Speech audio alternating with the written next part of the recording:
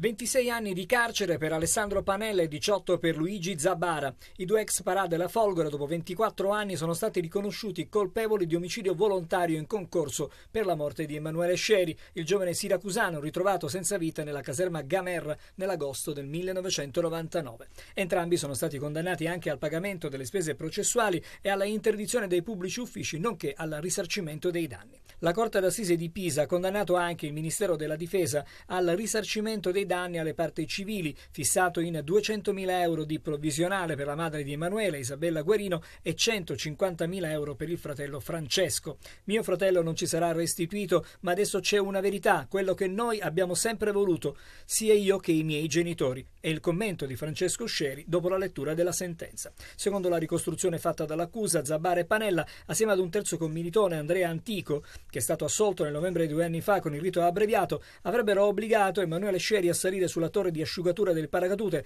dopo averlo picchiato e fatto spogliare, ma il giovane sarebbe precipitato nel tentativo di fuggire. La morte di Sceri, secondo l'accusa, si sarebbe potuta evitare se i caporali non fossero fuggiti. Da qui l'accusa di omicidio volontario. Il caso, lo ricordiamo, era stato riaperto nel 2018 dalla Procura di Pisa dopo che già la Commissione parlamentare d'inchiesta aveva concluso che Sceri non si era suicidato.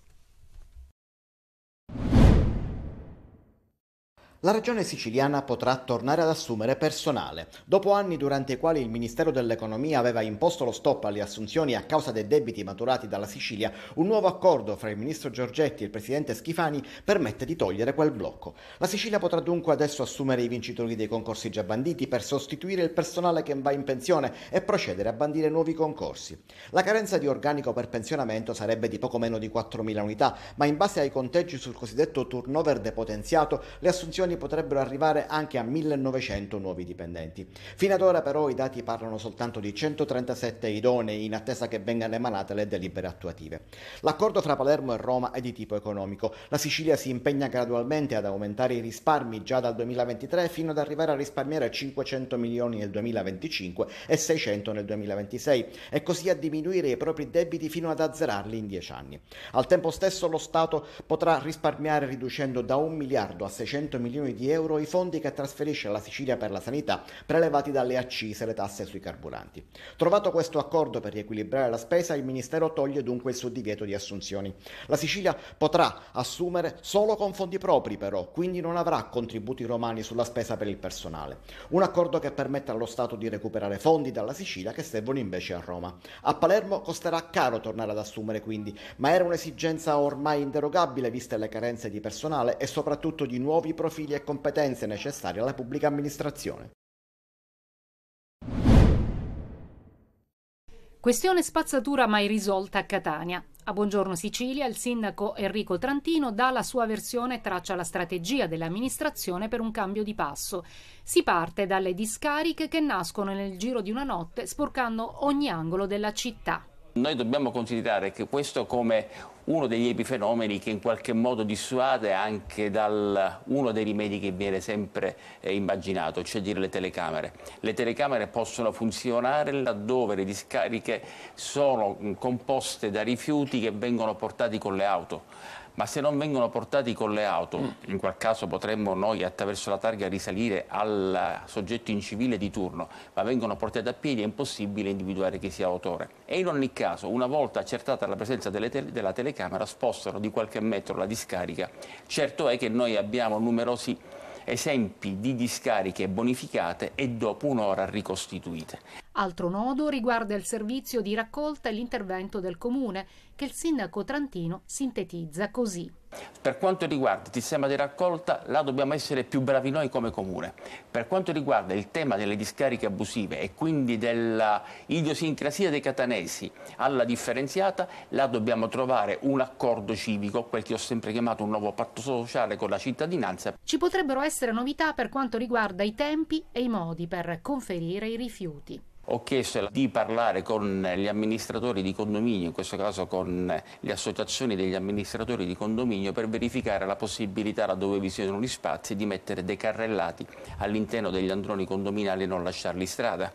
Nello stesso tempo vedere di modificare gli orari di raccolta. Si pensa anche agli inceneritori. Rivolgendoci a Messina, Siracusa, Ragusa per esempio e Catania, là potremmo avere quel quantitativo minimo che soddisfi la realizzazione del termovalorizzatore o termoinceneritore o inceneritore, per produrre energia, come lo vogliamo chiamare.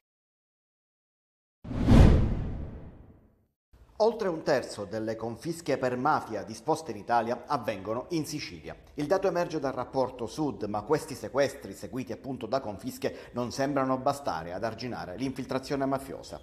Una mafia che cambia volto ed è sempre più subdola: da un lato torna al passato, dall'altro si modernizza, infiltra la società civile, forma, affianca, ingloba professionisti e uomini politici, chiede consenso al territorio attraverso la soluzione delle controversie da parte degli antichi padrini, ma anche presentando i propri candidati alle elezioni.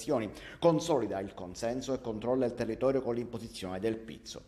Sono dati che emergono dalle operazioni antimafia condotte da polizia e carabinieri negli ultimi giorni nel Palermitano. Resta l'antica divisione in mandamenti della città, ma i soldi si sono trasferiti a Resuttana, dove la polizia ha incriminato il famoso notaio, il commercialista di grido, il noto ristoratore e l'imprenditore di successo che sedevano ai tavoli della Palermo Bene. Ma poco distante il mandamento confinante, quello di Tommaso Natale, che annovera anche il popolare quartiere dello Zen, così come il quartiere dei benestanti vacanzieri, ovvero Mondello, torna in mano agli antichi padrini, che dirimono contese, ma si guardano intorno, cercano telecamere e microspie, stanno attenti a non farsi scoprire, anche se poi i carabinieri li hanno scoperti lo stesso. Due operazioni che, messe insieme agli arresti sotto elezioni di candidati avvicinati dai boss, disegnano un quadro a tinte fosche che spiega come politica, mondo delle professioni ed economia siano ormai in mano ad una mafia silente e difficile da riconoscere.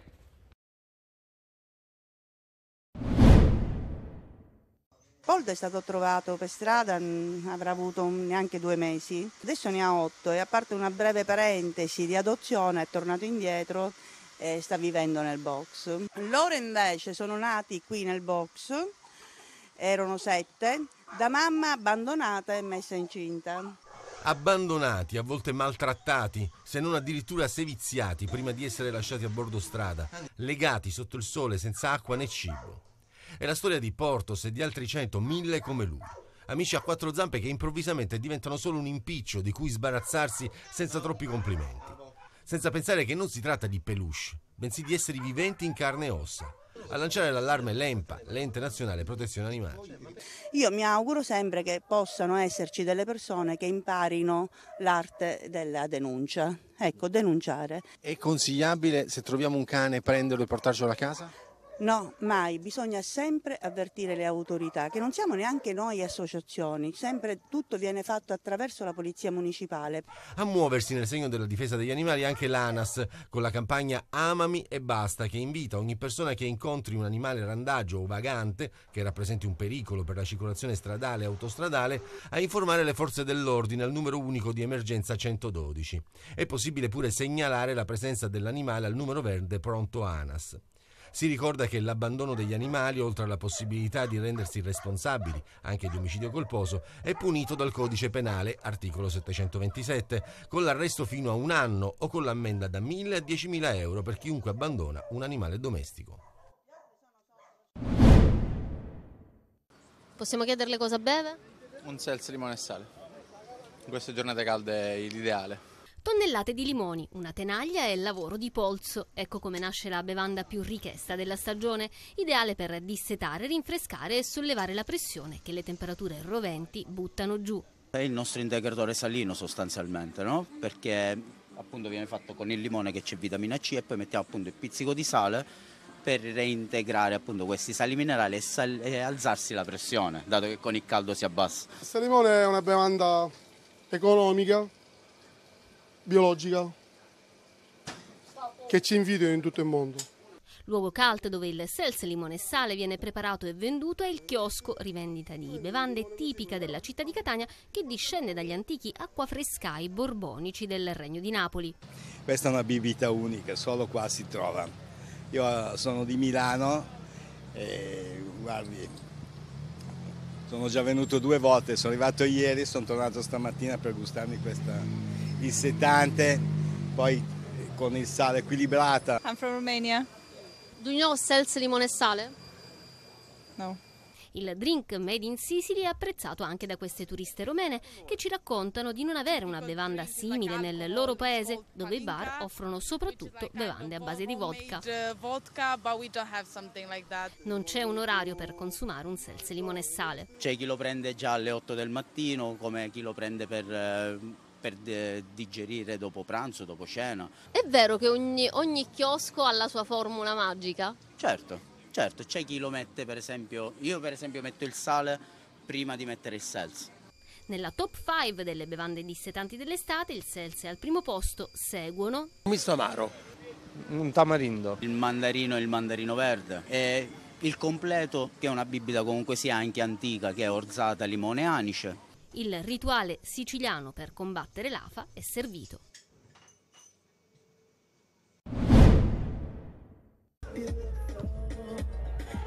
Gol spettacolari e una bella cornice di pubblico a Catania per la Serie A di beach soccer con la terza giornata di campionato.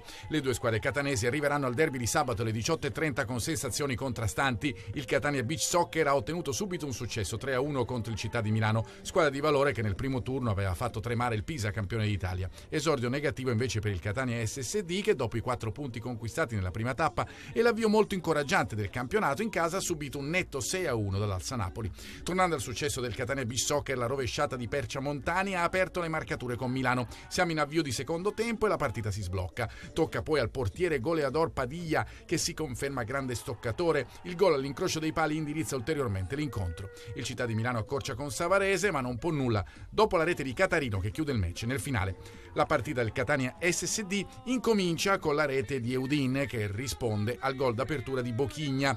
L'ennesima soddisfazione personale del campionato del brasiliano. Per il momentaneo pareggio catanese resta l'unica per gli etnei con Napoli che poi si stacca già nella prima frazione e chiude in crescendo. Intanto le partite proseguono alla Playa di Catania con protagoniste anche le donne nella Coppa Italia femminile. Si proseguirà fino a sabato con appunto il derby etneo che riempirà l'arena.